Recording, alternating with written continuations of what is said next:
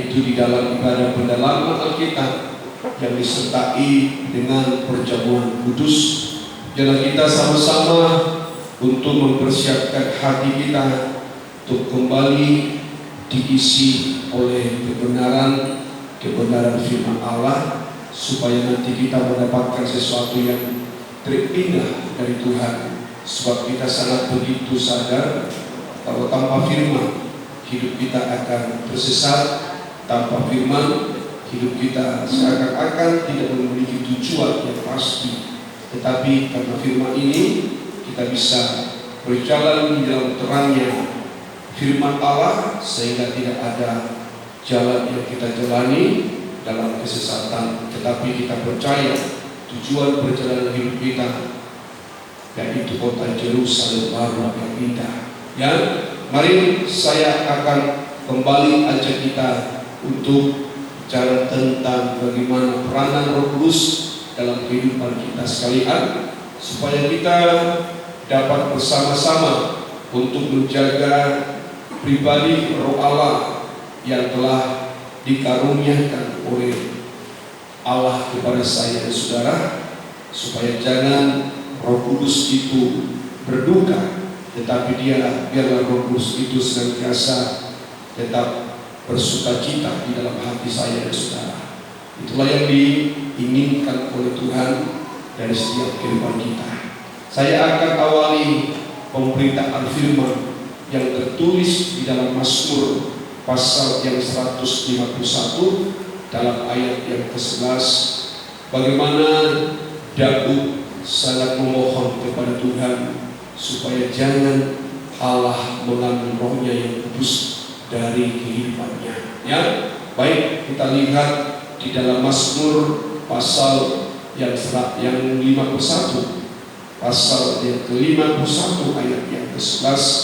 Kita akan sama-sama baca firman ini dengan hati kita bersyukur kepada Tuhan. Ya, dalam kitab Mazmur 51 ayat yang ke-11, puji Tuhan. Ya, sembunyikanlah wajahku terhadap dosaku, ya, hapuskanlah segala kesalahanku.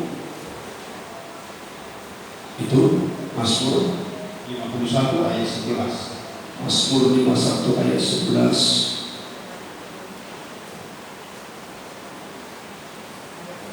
Ayat 13, coba 13. Janganlah membuang aku dari hadapanmu, Ya, dan janganlah mengambil rohmu yang kudus daripadaku. janganlah mengambil rohmu yang kudus daripadaku. Ya, kalau kita dapat melihat satu kerinduan yang ada di dalam hati Daud, supaya jangan Allah mengambil rohnya yang kudus dalam kehidupannya. Itulah membuktikan bahwa betapa pentingnya dalam kehidupan saya dan kehidupan kita Roh Kudus itu ada. Ya, sebab kalau kita melihat dari pernyataan Daud ini, di saat Roh Allah atau Roh Kudus itu tidak lagi ada di dalam hatinya, maka hidup Daud tidak menjadi satu hidup yang dikerjakan oleh Tuhan. Dan inilah yang membuat hati Daud selalu berseru kepada Tuhan di dalam doa, dalam permohonannya kepada Allahnya, supaya jangan Allah mengambil rohnya yang kudus itu dalam kehidupannya.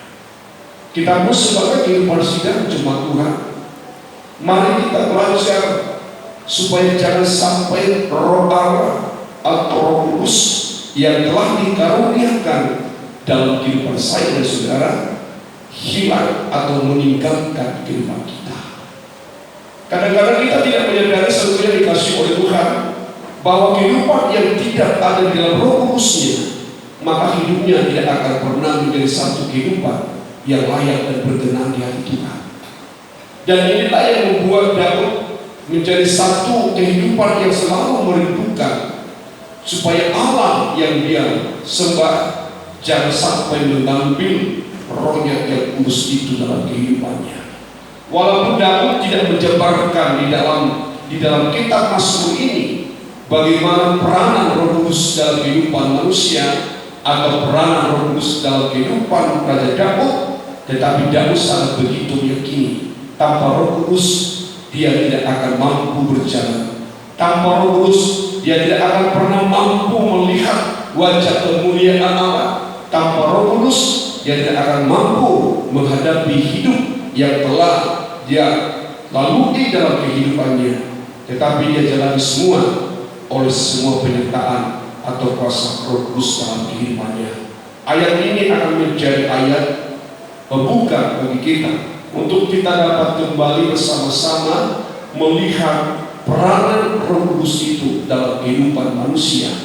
Dan nanti kita melihat sesuatu yang dikasih oleh Tuhan dalam pribadi Yesus yang telah menjadi manusia. Dia adalah Allah yang telah menjadi manusia, tetapi tanpa Roh Allah, Roh Kudus ada dalam kehidupannya, maka dia Allah yang sebagai manusia tidak akan pernah mampu menghadapi segala tantangan atau pencobaan dalam kehidupannya. Coba kita akan lihat ini di dalam Lukas pasal yang keempat, dalam ayat yang pertama, saudaraku yang dikasihi Tuhan. Dan ini merupakan satu bukti bahwa Roh Kudus ini sangatlah begitu penting dalam hidup kita. Roh Kudus itu sangatlah penting untuk menjadi pembimbing dalam hidup saya dan saudara. Mari coba kita melihat di dalam Injil Lukas pasal yang keempat ayat yang pertama. Puji Tuhan. Ya, Yesus yang penuh dengan Roh Kudus. Yesus yang penuh dengan Roh Kudus. Di sini kita dapat melihat satu pernyataan dari Injil Lukas yang menyinggung Yesus yang telah menjadi manusia, adalah Yesus yang penuh dengan Roh Kudus.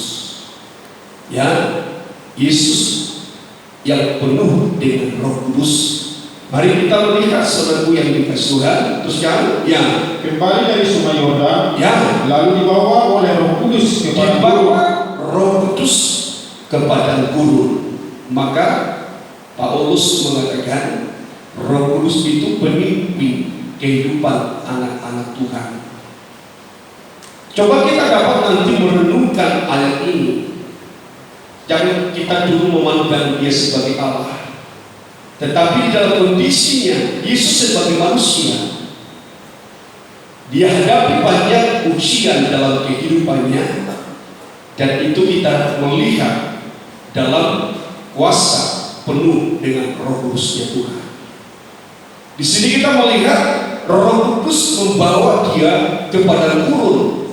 Berarti Yesus tidak melangkah, tidak berjalan menurut kehendaknya, tetapi Yesus yang menjadi manusia itu, dia melangkah berjalan menurut pimpinan Roh Allah atau Roh Kudus dalam kehidupannya.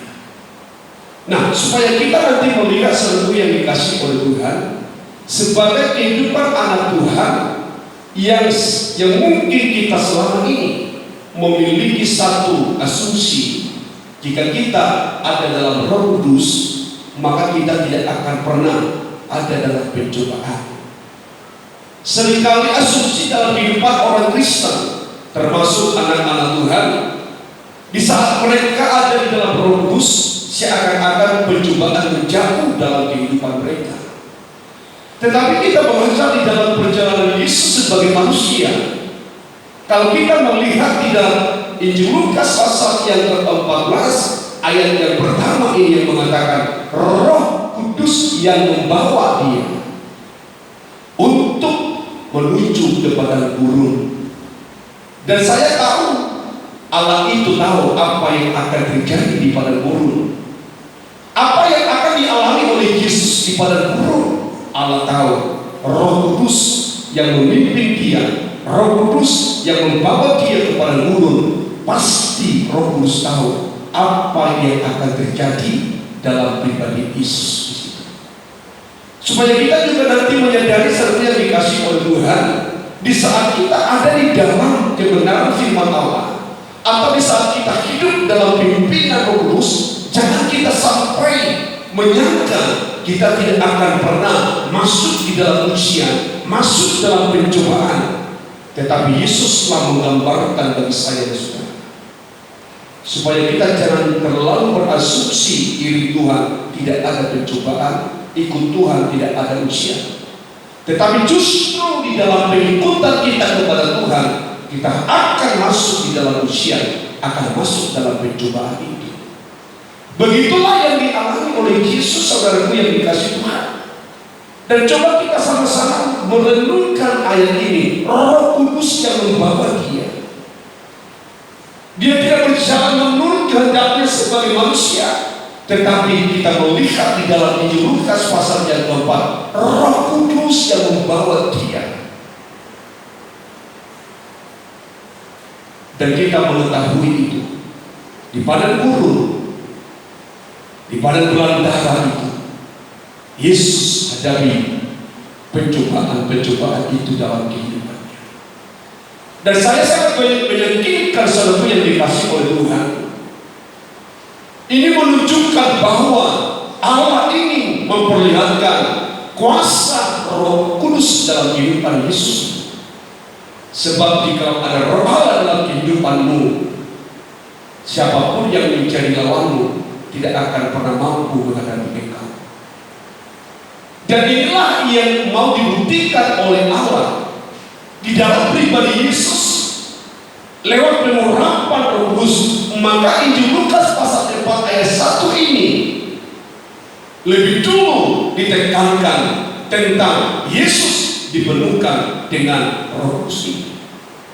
Tidak bicara yang lain, saudaraku yang dikasihi Tuhan, tetapi kita melihat pada inti penulisan Injil Lukas pasal 4 ayat 1 ini yang berkata Yesus penuh dengan Roh Kudus, tetapi Roh Kudus yang ada di dalam dia membawa dia masuk dalam ujian pencobaan itu.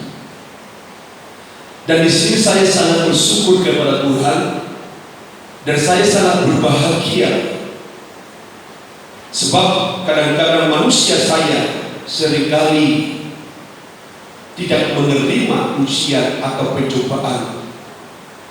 Dan saya menyangka di saat saya dalam pencobaan, Allah jauh dari saya. Seringkali kita berasumsi dalam pikiran kita, di saat kita masuk di dalam ujian, di saat kita masuk dalam pencobaan, bahwa Allah itu sungguh jauh dari kehidupan kita. Tetapi justru Allah ada dalam diri kita. Justru pribadi Allah, dalam Roh Allah, dalam Roh Kudusnya ada di dalam hidup saya. Disitulah kita harus alami ujian dan pencobaan itu. Amin. Yesus sebagai bukti yang akan kita lihat pada saat malam hari ini, saudara. Coba kita lihat yang di dalam ayat yang selanjutnya, kita melihat di dalam ayat yang kedua ini, supaya kita menyadari, saudaraku yang dikasih oleh Tuhan. Terus ya, Di situ dia tinggal 40 hari lamanya kan dicobai iblis. di situ dia tinggal 40 hari lamanya. Coba kita merenungkan, saudaraku yang dikasih oleh Tuhan, apa yang dilakukan oleh Yesus di situ 40 hari itu. Dan saya yakin percaya, walaupun Alkitab mencatat hari, tetapi saya percaya 40 hari 40 malam Yesus ada di sana.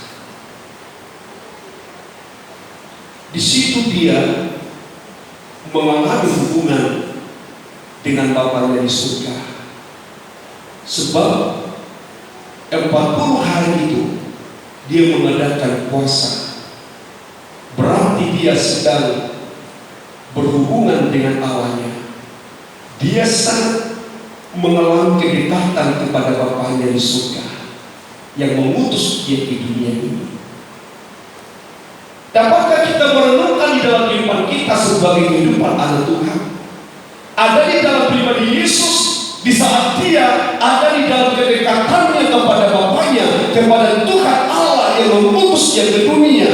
Tetapi justru disitulah dia hadapi banyak pencobaan-pencobaan. Mari kita belajar tentang ini, saudaraku yang dikasih Tuhan.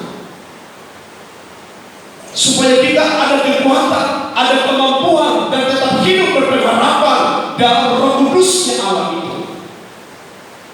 Di sini kita melihat, di situ ia tinggal 40 hari lamanya dan dicobai oleh iblis.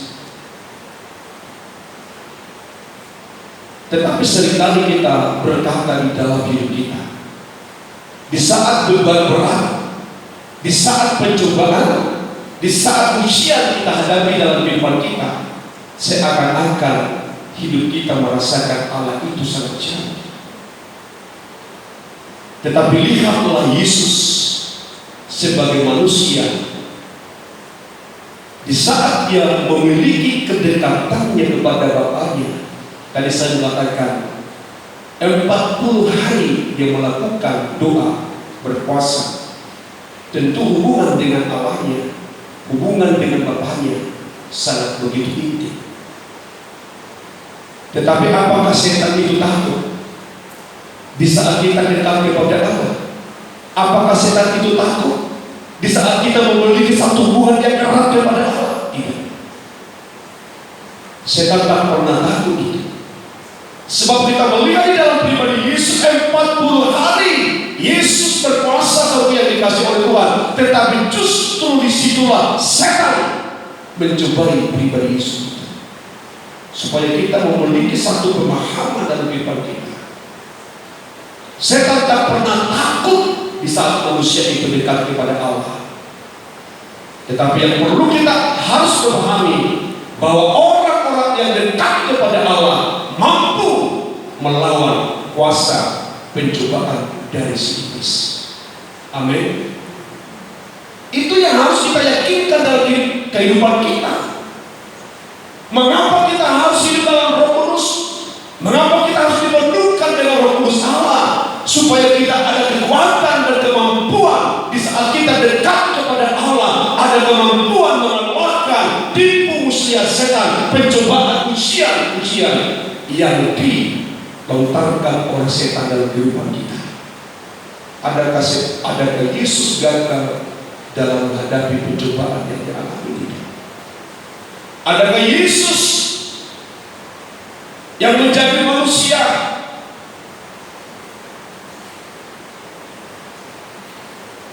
menyangkal iman yang dia hadapi dalam kehidupannya? Tetapi kita melihat, disinilah saya mengatakan apa peranan Roh Kudus dalam kehidupan saya dan saudara. Kita bisa melihat di dalam pribadi Yesus sebagai manusia, supaya ada kekuatan dan kerinduan bagaimana kita tetap menjaga pribadi, hati Roh Kudus itu dalam hidup kita. 40 hari lamanya dan dicobai oleh iblis.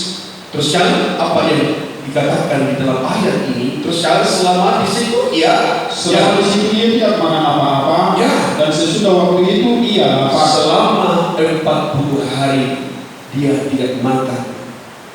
Tapi saya juga sangat meyakinkan Yesus bukan hanya tidak makan, tetapi juga tidak minum.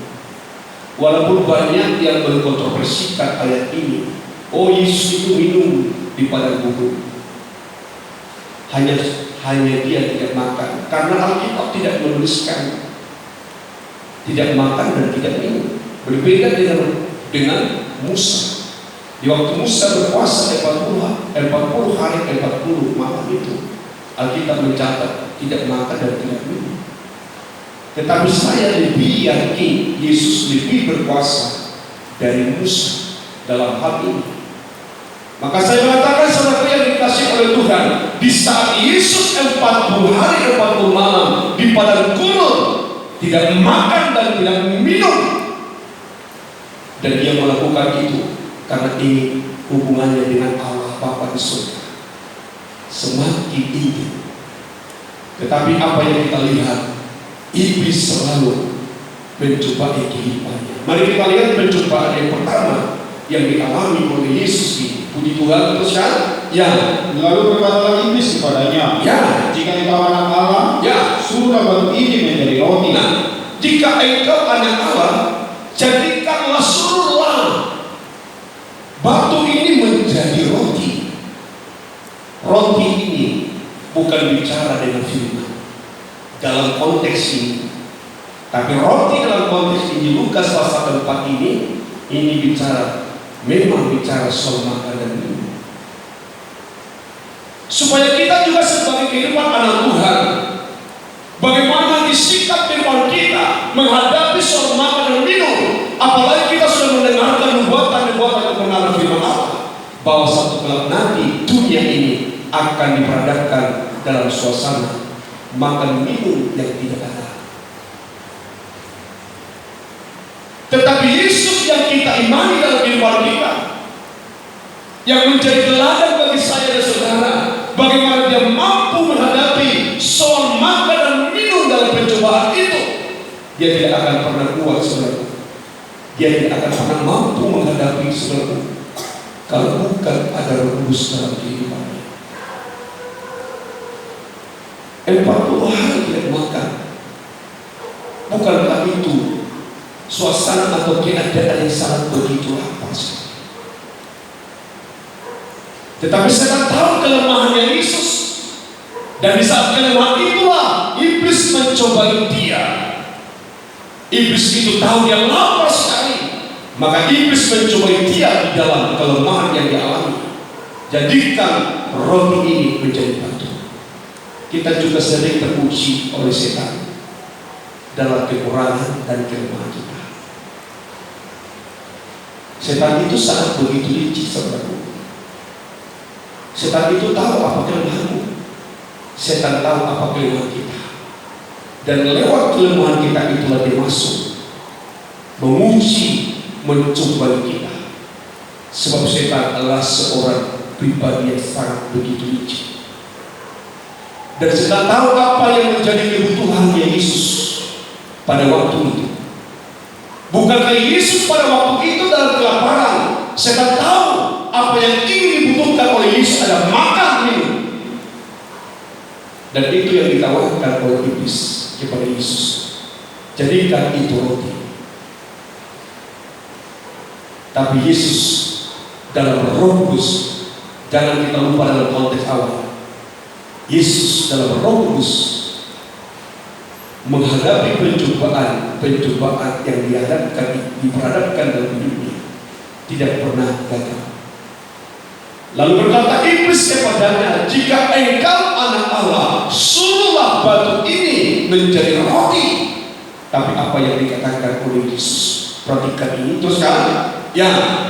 Jawab Yesus kepadanya, ya, ada tertulis, manusia hidup bukan dari roti saja. Ya, ada tertulis bahwa manusia itu tidak hanya hidup dari roti saja. Kadang-kadang kita tidak melihat pada keadaan zaman. Kalau kita, saudaraku yang dikasih Tuhan, kehidupan anak Tuhan yang akan masuk di dalam pencobaan atau ujian ini,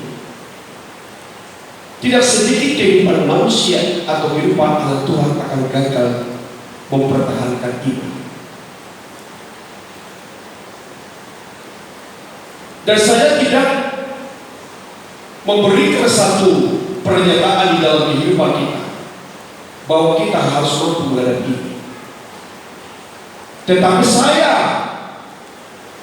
dapat menyatakan akan banyak kehidupan manusia akan gagal oleh karena soal makan dan minum. Tetapi puji Tuhan bagi saya dan saudara, Roh Kudus yang ada di dalam kehidupan saya, yang sama dengan Roh Kudus yang ada di dalam pribadi Yesus, akan mampu menyatakan, akan mampu berkeyakinan dalam kehidupannya. Manusia tidak hidup hanya dari roti saja, tetapi manusia akan hidup dari firman Allah yang hidup. Amin. Logika manusia tidak akan bisa menerima pernyataan itu. Tetapi manusia yang ada dalam Roh Kudus, hanya itulah yang berkeyakinan di dalam kehidupannya bahwa manusia tidak akan hanya hidup dari roti saja. Dan itu nanti akan menjadi pengalaman kehidupan kita sebagai anak Tuhan. Di saat nanti dalam dunia ini terjadi kelaparan yang begitu hebat, saya dan saudara tidak akan berharap kepada makan dan minum roti, tetapi kita akan bergantung kepada kebenaran firman Allah yang hidup. Dan itu akan kita bisa yakinkan, itu akan bisa kita lakukan dalam kehidupan kita hanya kalau Roh Allah ada di dalam hidup kita. Roh Kudus tetap berdiam tinggal di dalam pribadi saya dan saudara. Maka saya mengatakan, saudaraku yang dikasihi oleh Tuhan, pelihara Roh Kudus itu dalam kehidupan. Jangan buat Roh Kudus berduka. Jangan sampai Roh Kudus ini menjadi bersedih hati dalam kehidupan kita. Tetapi hendaklah kita selalu dapat menyenangkan hati Roh Kudus di dalam kehidupan kita. Dalam pimpinan Roh Kudus, Yesus bisa berhadapan dengan iblis dalam pencobaan itu. Tidak, manusia tidak hanya hidup dari roti saja, tetapi dari setiap firman yang keluar dari mulut Allah akan mampu menghidupkan manusia. Artinya apa, saudara yang dikasihi Tuhan? Kita harus mampu membuat firman itu yang lebih tinggi dari segala-gala apa yang ada dalam hidup kita. Sebab firman itu akan menjadi kehidupan kita sampai Maranatha Tuhan.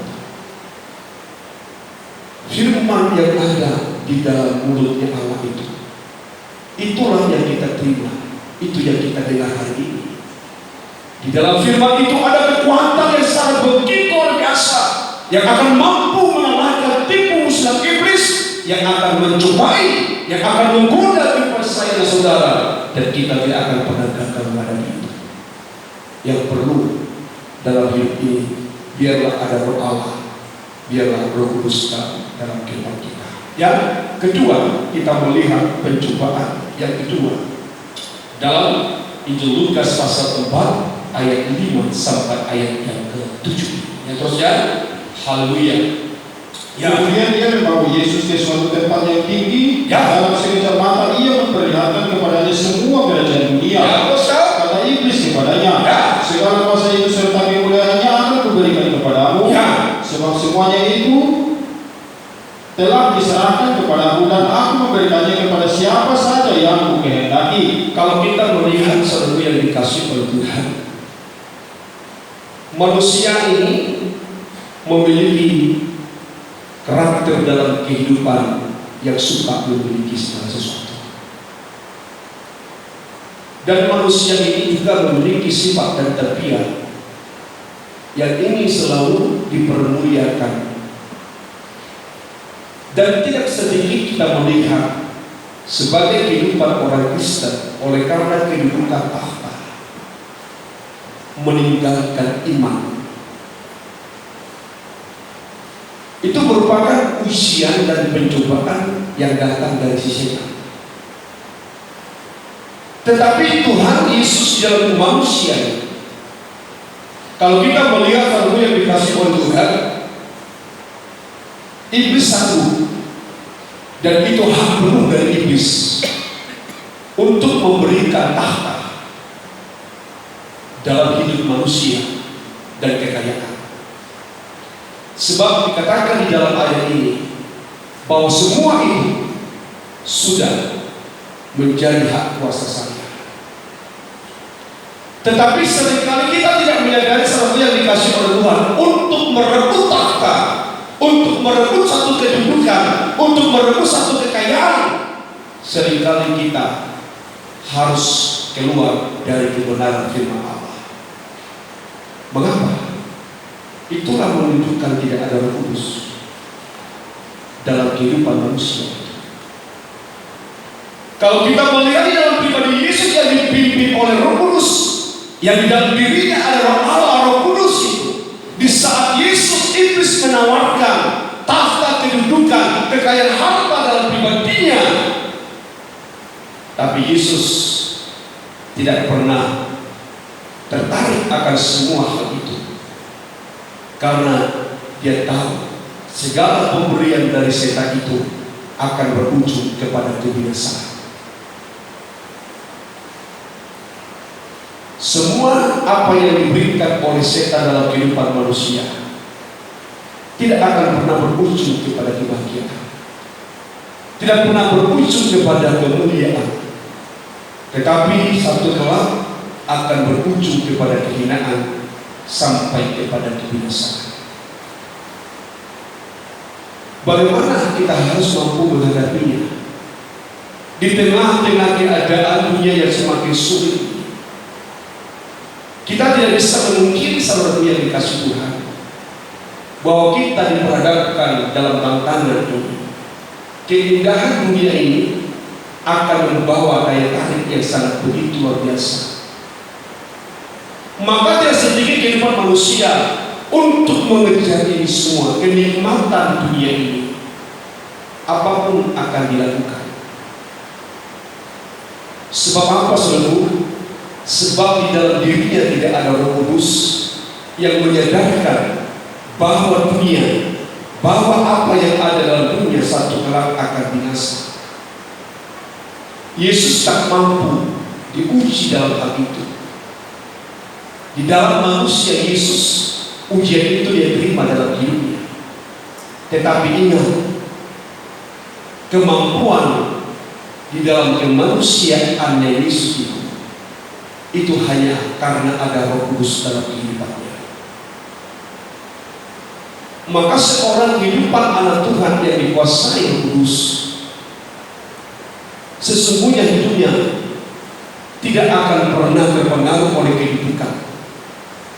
Sesungguhnya kehidupannya tidak akan pernah terpengaruh oleh karena kekayaan harta. Sebab Roh Kudus selalu menuntut kehidupan kita untuk melihat perkara-perkara yang di atas. Perkara-perkara surga itu yang utama.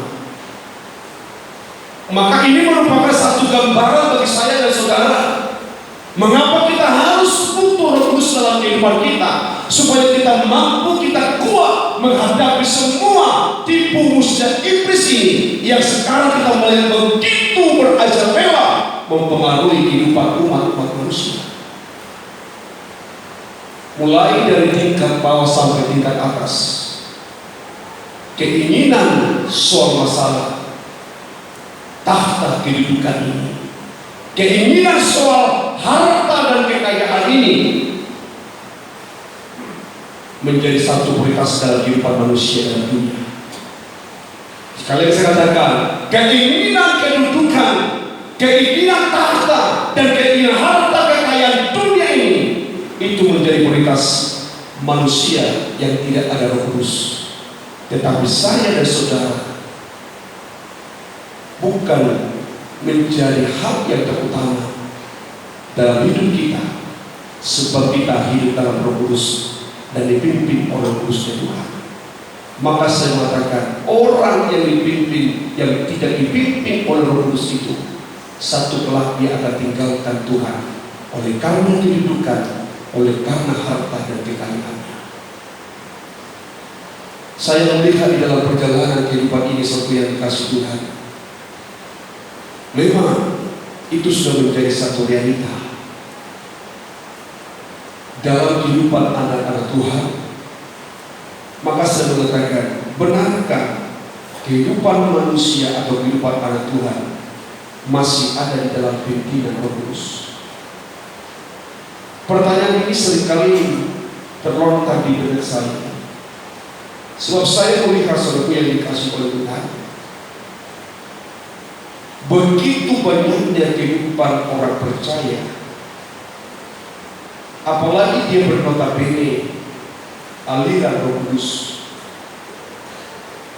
tetapi seakan-akan pengaruh ataupun dari pencobaan ujian yang dilontarkan oleh iblis, seperti pencobaan atau ujian yang ada di dalam Injil Lukas ini, seringkali dapat kita lihat menjadi satu yang terjadi dalam kehidupan anak-anak Tuhan. Maka saya mengatakan, mari kita belajar untuk tetap dipenuhkan Roh Kudus, supaya jangan sampai godaan soal kehidupan, godaan soal kekayaan harta dunia ini jangan sampai menjadi prioritas dalam kehidupan kita. Kalau itu menjadi prioritas dalam kehidupan kita, saya bisa mengatakan di dalam kasih Tuhan, maka itu nanti yang akan membuat kita semakin jauh dari Tuhan. Itu nanti akan membuat kita semakin tidak mampu melakukan kebenaran firman Allah. Maka disitulah luar biasanya Yesus di dalam pergumulan. Dia Yesus sebagai manusia, tetapi oleh karena Roh Kudus ada di dalam dirinya, semua pencobaan-pencobaan itu dapat dilewati dalam kehidupannya. 3 kali Yesus mengalami pencobaan, satu pun setan tak pernah mampu berhasil. Supaya kita menyadari semua itu oleh karena peranan Roh Kudus dalam kehidupannya Yesus, bukan karena dia Allah. Tidak. Dalam waktu Yesus itu dia menjadi manusia sempurna, dia menjadi manusia sempurna. Tetapi kita begitu menyadari sesuatu yang dikasih oleh Tuhan, di saat Yesus masuk di dalam baptisan air, maka turunlah merpati yang menggambarkan Roh Allah dalam hidupnya. Dari situ dia mengalami kepenuhan Roh Kudus. Dan di situ dia berjalan menjalani gurun dunia ini, dan dia tahu begitu luar biasa pencobaan yang akan dialami, sampai nanti titik puncak pencobaan yang dialaminya adalah kayu salib, penderitaan. Itu pun dia sanggup. Semua itu oleh karena apa? Karena Roh Kudus yang ada dalam dia. Maka saya mengatakan orang yang tidak dipenuhkan Roh Kudus itu tidak akan pernah kuat menghadapi pencobaan apapun juga. Terakhir kita melihat di dalam Injil Lukas pasal 4 ayat 9 ini, supaya kita dapat melihat betapa luar biasanya Tuhan. Haleluya. Ya. Kemudian dia membawa Yesus ke Yerusalem, dan menempatkan dia di hubungan bait Allah. Lalu berkata kepadanya, jika engkau anak Allah, jatuhkanlah dirimu dari sini ke bawah. Jika engkau anak Allah, jatuhkanlah dirimu dari sini, dari hubungan bait suci Allah sampai ke bawah. Kalau kita melihat pencobaan-pencobaan di dalam hal ini menjadi satu pencobaan dalam kebanggaan. Setan itu seringkali menawarkan kebanggaan yang lahiriah. Engkau anak Allah. Oleh karena engkau anak Allah, jatuhkanlah dirimu dari hubungan ini sampai ke bawah. Nanti Allahmu Bapamu akan menyuruh para malaikat-malaikatnya untuk menangkap engkau. Bukankah di sini kita dapat melihat bahwa setan itu menawarkan satu kebanggaan dalam diri Yesus? Engkau anak Allah, engkau anak raja.